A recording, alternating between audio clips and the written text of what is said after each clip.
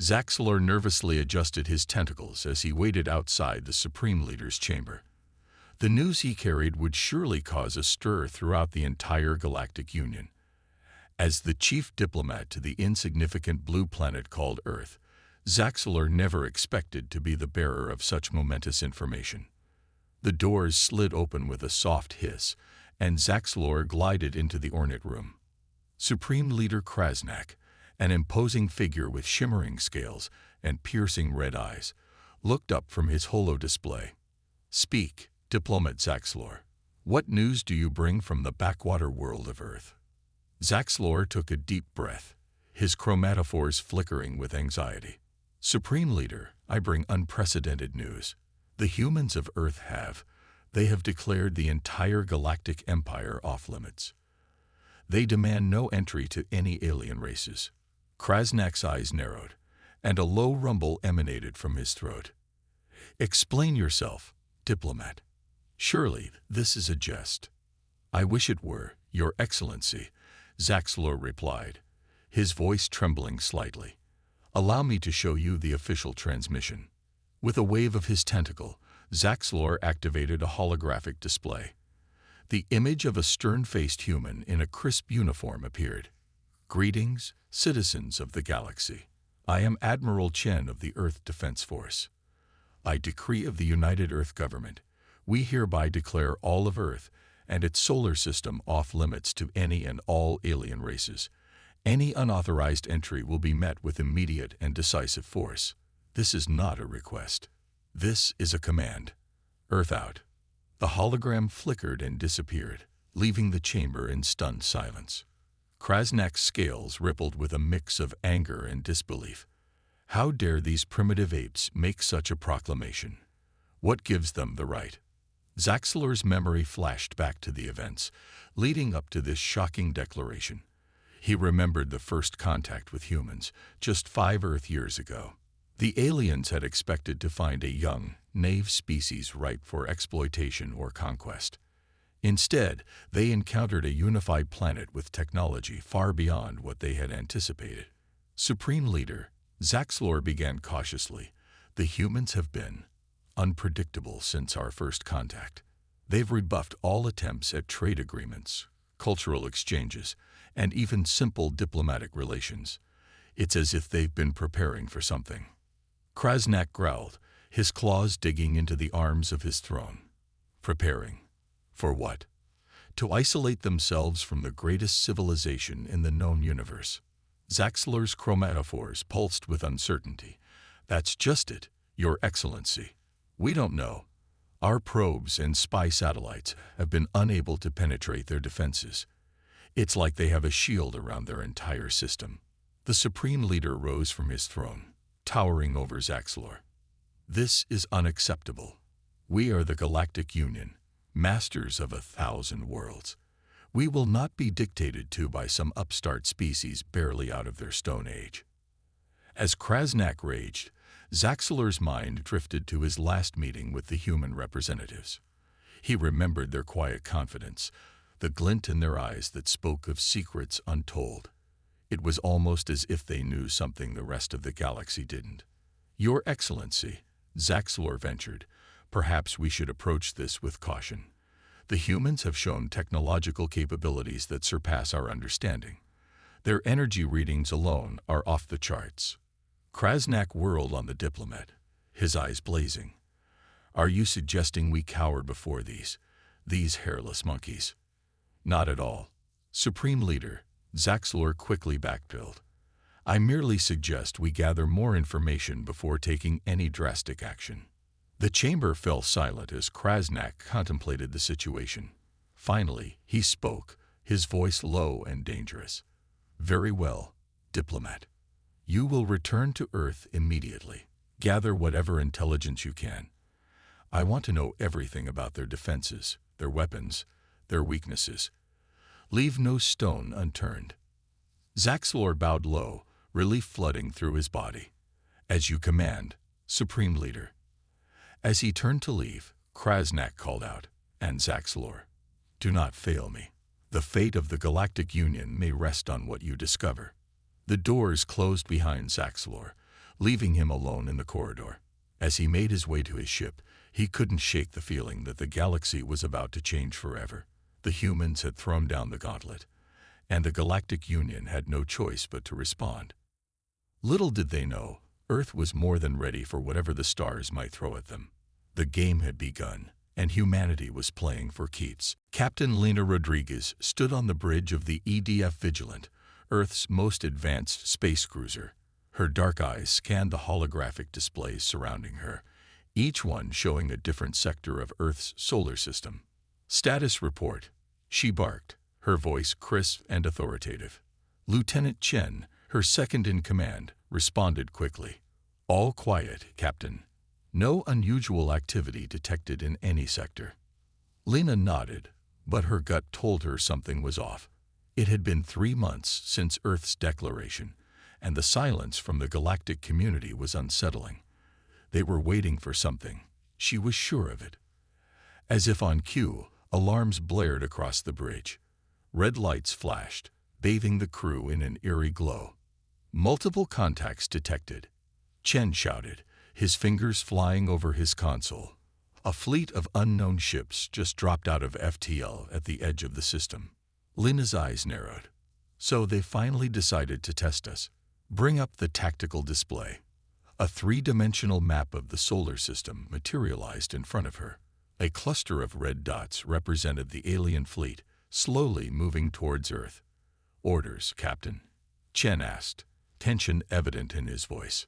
Lena allowed herself a small smile. "Let's show them why Earth is off-limits. Activate the Helios network." Across the solar system, hidden installations hummed to life. On desolate moons, asteroid bases, and cloaked satellites, advanced weapon systems powered up, ready to defend humanity's home. On the alien flagship, Admiral Krovak of the Zarn Imperium watched with anticipation as his fleet approached the humans' home system. His mandibles clicked in amusement. "These humans think they can stand against the might of the Zarn." He chittered to his bridge crew. "We'll show them the folly of their arrogance." But as his ships crossed the invisible line marking the edge of Earth's claimed territory, something unexpected happened. Hundreds of energy signatures flared to life across the system, each one more powerful than anything in the Zarn fleet. Krovak's compound eyes widened in shock. Impossible. Their defenses, they covered the entire system. Before he could issue any orders, space itself seemed to warp around his ships. Beams of coherent light, more powerful than any weapon the Zarn had ever encountered, lanced out from hidden bases. The result was devastating. In mere seconds, a third of the Zarn fleet was reduced to drifting debris. The remaining ships frantically tried to raise their shields, but the humans' weapons cut through them like they weren't even there. On the Vigilant, Lena watched the battle unfold with grim satisfaction. "Target their flagship," she commanded.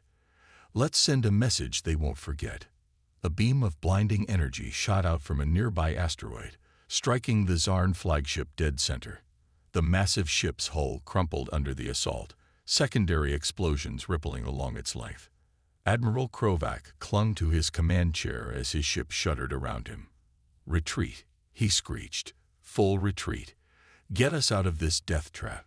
The surviving Zarn ships frantically engaged their FTL drives, disappearing into the void of space. In less than 5 minutes, the battle was over. Lena let out a breath she didn't realize she'd been holding. "Damage report," she called out. Chen's voice was filled with awe as he replied, "None, Captain. Our defenses neutralized the threat before they could fire a single shot." A cheer went up from the bridge crew, but Lena silenced them with a raised hand. "This was just the beginning," she said solemnly. "They'll be back, and in greater numbers. We've shown our hand now." As the Vigilant began cleanup operations, collecting debris for study, Lena couldn't help but think about the long road that had led to this moment. The centuries of secret preparations, the reverse engineering of crashed alien ships, the unified effort of all of humanity to ready themselves for this day. She remembered the words of her grandfather, one of the architects of Earth's hidden defenses. The galaxy out there is vast and full of wonders, Lena. But it's also dangerous. One day, they'll come for us. And on that day, we'll be ready. Lena looked out at the stars, twinkling innocently against the backdrop of space. The first test was over, but the real challenge was just beginning. Earth had declared itself off-limits, and now they had proved they had the teeth to back up their bark. The galaxy would never be the same again. The Grand Hall of the Galactic Council buzzed with nervous energy. Representatives from 100 different species filled the room, their voices a cacophony of clicks, whistles, and rumbles. At the center of it all stood Zaxlor, his tentacles quivering with anticipation. Order, order, boomed the voice of Grakthar, the ancient Moldarian who served as chief counselor. The room fell silent, all eyes turning to the raised platform where Zaxlor waited. Esteemed colleagues, Zaxlor began, his voice amplified throughout the chamber. I come before you with grave news. The humans of Earth have not only declared their system off-limits, but have now demonstrated the means to enforce their decree. A holographic display flickered to life, showing the devastating defeat of the Zarn fleet. Gasps and murmurs rippled through the crowd.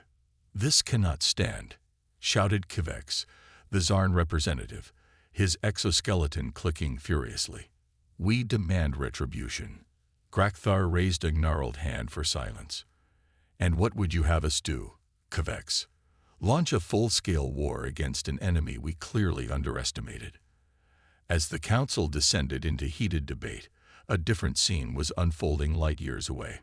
Deep in the heart of New Berlin, Earth's primary off-world colony, Major Sarah Chen crouched in the shadows of a bustling alien marketplace. Her nano-camo suit shimmered, perfectly mimicking her surroundings. Eagle One in position, she whispered into her subvocal comm. Awaiting ghost signal. Copy that, Eagle One, came the reply from her handler back on Earth. Package is en route. Stand by. Sarah's eyes, hidden behind advanced contact lenses, scanned the crowd.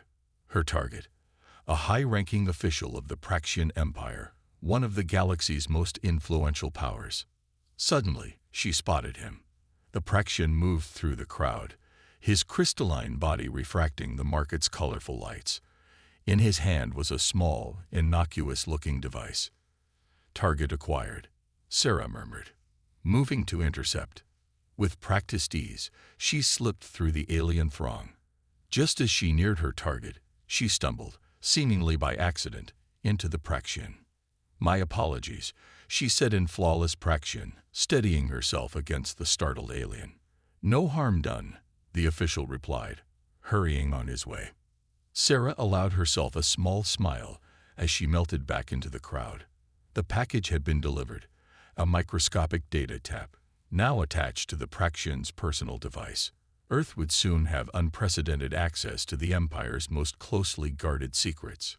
Back in the council chambers, the debate raged on. We must unite against this human threat, Kivex insisted, his mandibles clacking furiously. Zaxlor, however, urged caution. We know too little about their capabilities. Any rash action could lead to catastrophe.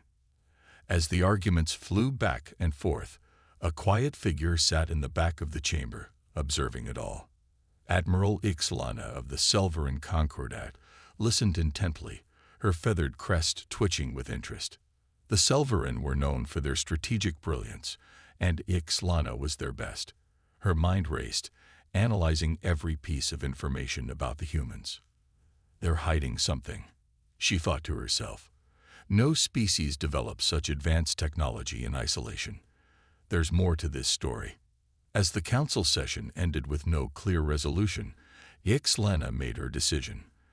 The Selveran would prepare for war, but not in the way the other races expected. They would uncover the humans' secrets, no matter the cost. Unbeknownst to the Galactic Council, Earth was already several steps ahead. In hidden bases across the planet, scientists and engineers worked tirelessly, pushing the boundaries of physics and technology.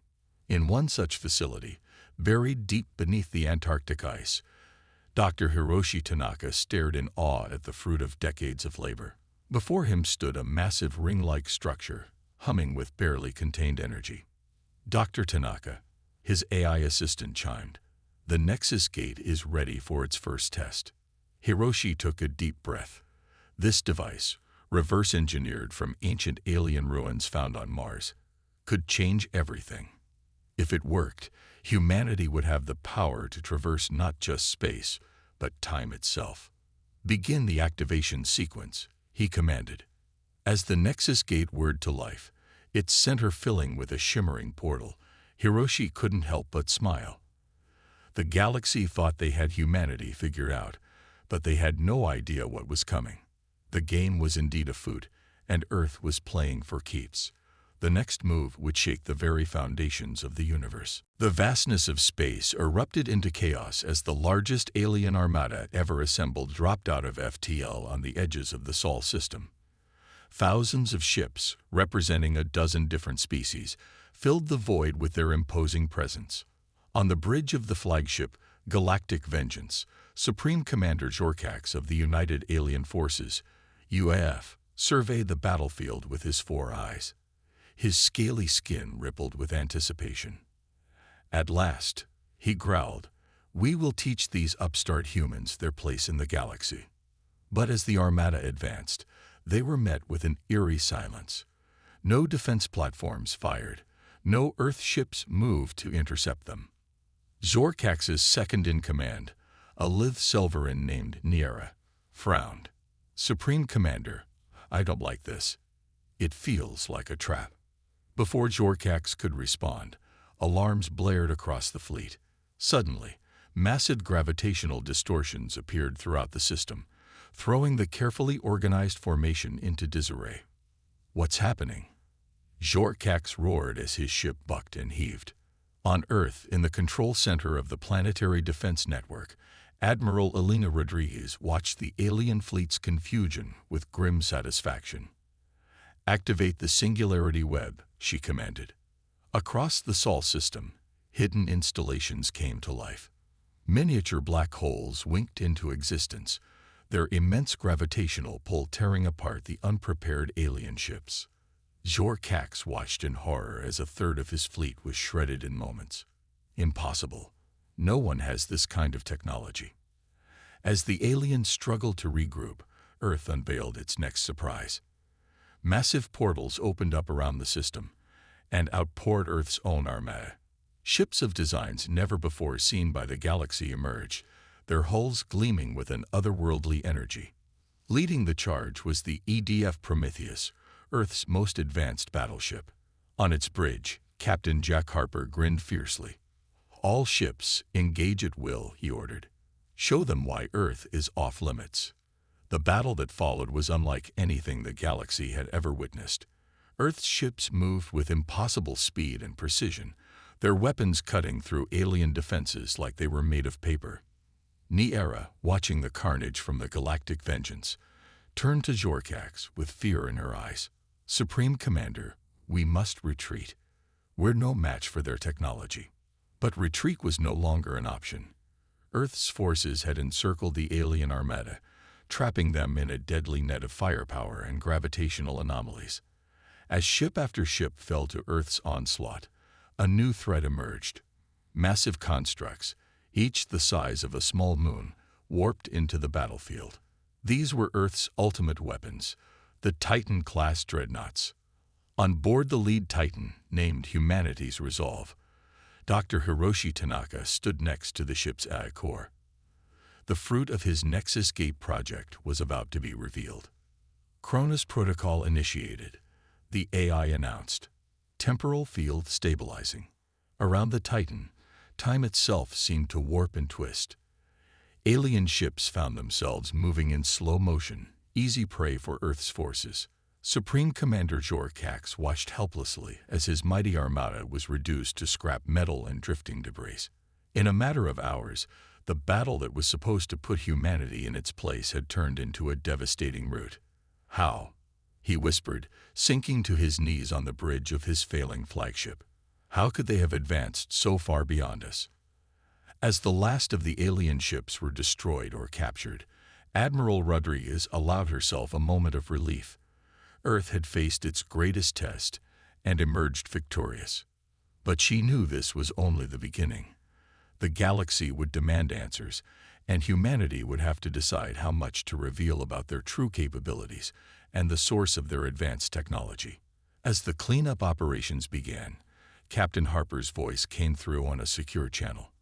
"Admiral, we've captured several high-ranking alien officers, including their supreme commander." Elena nodded. "Bring them in. It's time we had a chat with our galactic neighbors." As Earth's ships returned home, carrying with them the spoils of victory and a handful of shell-shocked alien prisoners, the rest of the galaxy watched in stunned silence.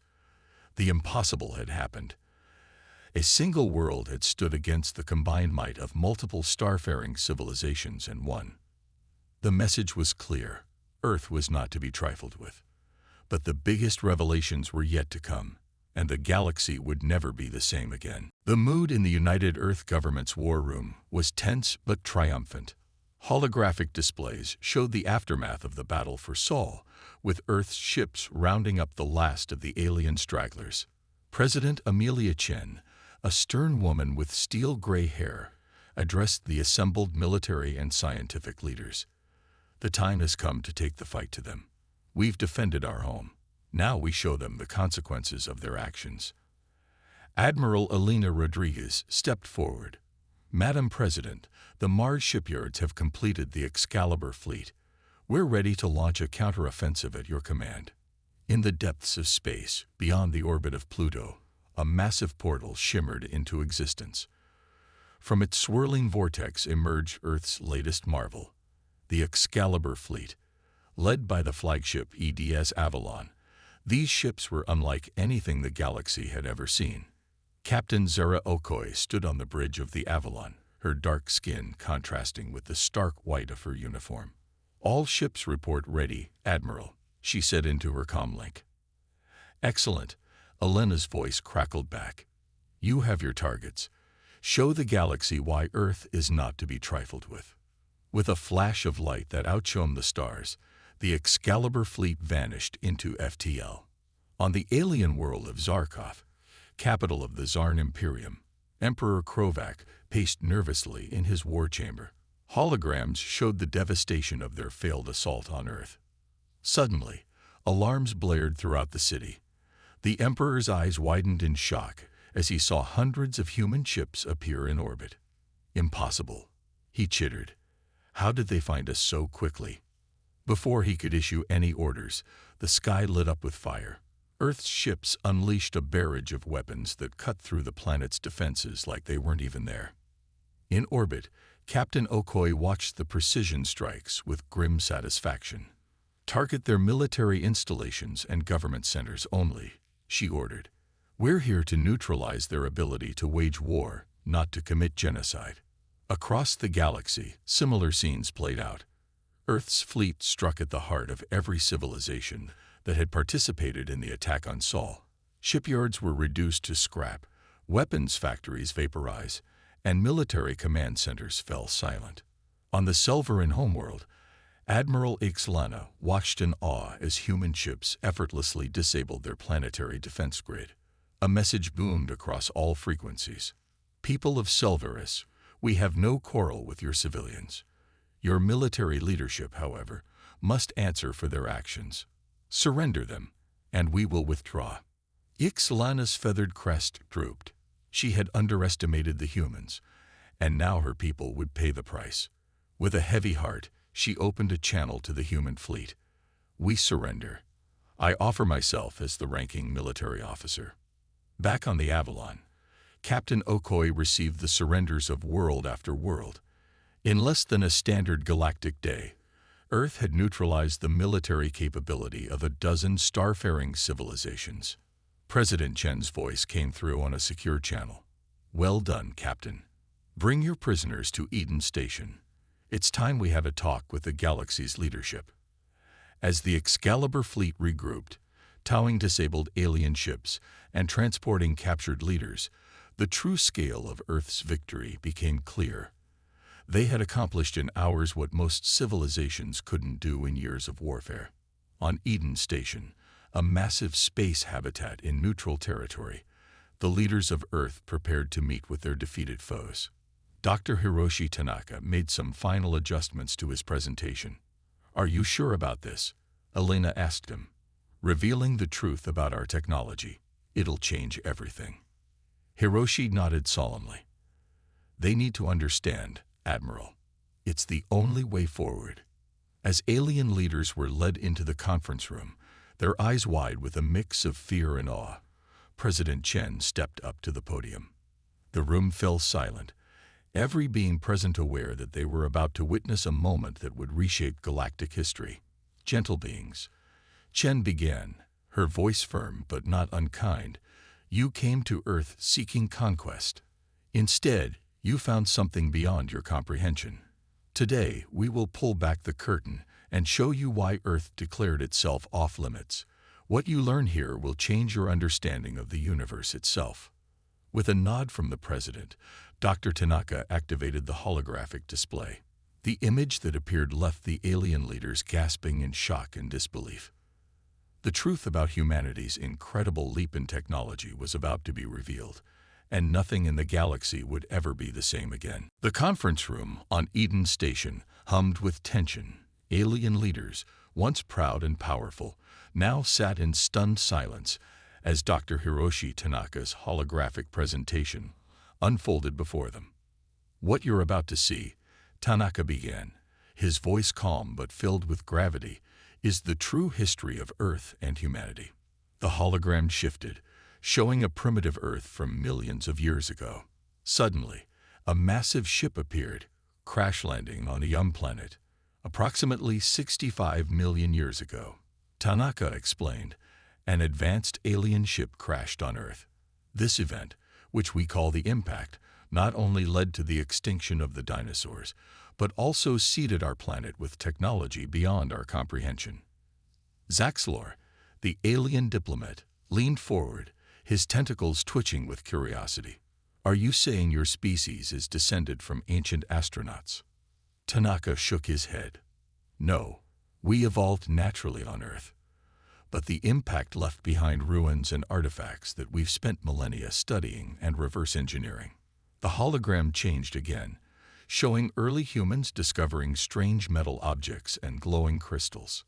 "Throughout our history," President Chen added, "select groups of humans have known about this legacy.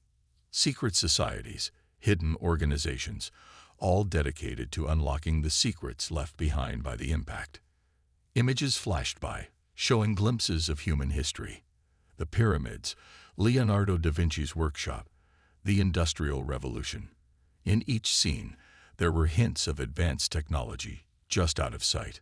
Supreme Commander Jorkax, still nursing wounds from his defeat, growled, "Why keep this a secret? Why not share this knowledge with the galaxy?" Admiral Elena Rodriguez stepped forward, her eyes hard. "Because we remembered our history. Every time a more advanced civilization encountered a less developed one on Earth, it led to exploitation and suffering. We vowed not to let that happen to humanity on a galactic scale." The hologram now showed the modern era. Secret bases hidden under ice caps, underground cities, and orbital stations cloaked from prying eyes. "For the past century," Tanaka continued, "we've made exponential progress. The ruins contain designs for faster-than-light travel, gravity manipulation, even time dilation technology. But we knew we weren't ready to join the galactic community as equals." President Chen's voice was solemn. "So we waited. We prepared. We built our defenses and advanced our understanding, all while presenting a facade of a young, barely spacefaring race." The alien leaders exchanged glances, a mix of awe and fear on their faces. Yixlana, the Selvarin admiral, spoke up. "But surely no ruins could give you the level of technology we've witnessed. Your ships, your weapons, they're beyond anything we've ever seen." Tanaka smiled. "You're right. The ruins were just the beginning. Once we understood the basic principles, we began innovating, combining the ancient knowledge with human creativity and ingenuity. A hologram showed human scientists working alongside advanced AI systems, pushing the boundaries of physics and technology. In many ways, Chen added, we've surpassed the civilization that left behind those ruins. Our Nexus gates, for example, are entirely of human design. Chorcax's eyes widened. Nexus gates, portals, Rodriguez explained, that allow us to traverse not just space, but time itself. It's how we were able to prepare so thoroughly for your invasion. We've had centuries to plan for a battle that, for you, happened only days ago. The room erupted in shocked murmurs. The implications were staggering. As the alien leaders grappled with this revelation, Tanaka brought up one final image. It showed Earth, but surrounded by a vast network of stations, ships, and swirling portals. This, he said, is the real Earth, a civilization spanning not just space, but time. We've colonized distant planets, explored other galaxies, and even made contact with alternate realities. President Chen stood, commanding the attention of the room. We didn't want to reveal ourselves this way. We hoped to emerge gradually, to join the galactic community as peers, but your actions forced our hand. She paused, looking each alien leader in the eye. Now you face a choice. We're offering you a chance to join us, to learn, to grow, to explore the universe in ways you've never imagined. But know this, any further aggression against Earth will be met with forces beyond your comprehension. The room fell silent as the weight of the choice before them sank in. The galaxy stood at a crossroads, and the decisions made in this room would echo across the cosmos for eons to come. As the alien leaders began to discuss among themselves, President Chen turned to her team. And now, she said quietly, we wait. The real work is just beginning. The days following the great revelation on Eden Station were a whirlwind of activity. As news spread across the galaxy, reactions ranged from fear and awe to excitement and hope. The known universe was forever changed by the emergence of Earth's true power and potential. In the Grand Assembly Hall of the newly formed Galactic Cooperative, representatives from 100 worlds gathered. The atmosphere was electric with anticipation. At the center of it all stood President Amelia Chen, ready to address the assembled delegates.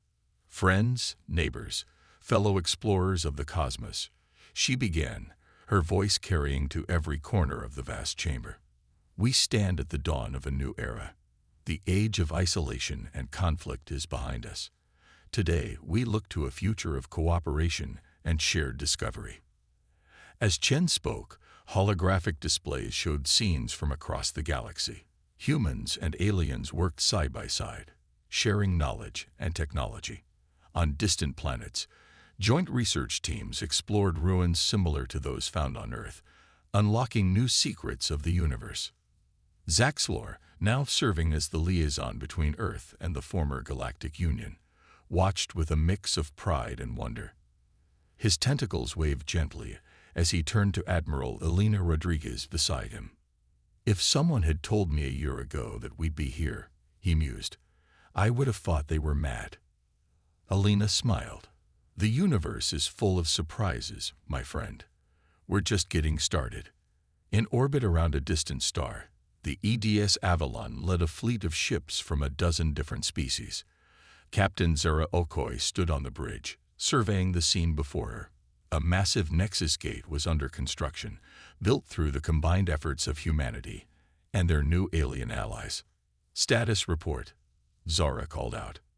Her first officer, a towering Selvarin named Niera, responded promptly. The gate is at 85% completion, Captain. We're ahead of schedule. Zara nodded approvingly. Excellent. Soon, we'll be able to explore reaches of the universe we've only dreamed of.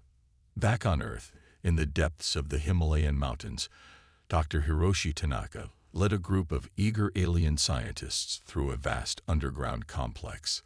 The facility hummed with energy as experiments in quantum physics and temporal mechanics unfolded around them. And here, Tanaka said, gesturing to a shimmering portal, is our latest prototype, a window into parallel universes. The alien scientists gasped in awe. A Zarn researcher, her exoskeleton gleaming under the laboratory lights, stepped forward. "Dr. Tanaka, the implications of this, it's beyond anything we've ever conceived." Tanaka smiled warmly. "That's why we're all here, Dr. Kvex, to push the boundaries of what's possible." As humanity shared its knowledge, it also learned from its new allies. Alien philosophies and perspectives enriched human culture, while Earth's innovative spirit inspired new waves of creativity across the galaxy. On the rebuilt Zarn homeworld, Supreme Commander Jorkax, now a respected leader in the Galactic Cooperative, addressed a gathering of young Zarn. "We once saw the humans as a threat," he said, his voice filled with humility and wisdom. "But they have taught us a valuable lesson. True strength lies not in conquest, but in cooperation. Together, we are achieving wonders that none of us could have imagined alone." As the years passed, the galaxy transformed. The combined knowledge and resources of hundreds of civilizations, guided by Earth's experience with the ancient ruins, led to advancements that reshaped reality itself. Vast Dyson spheres harnessed the power of stars.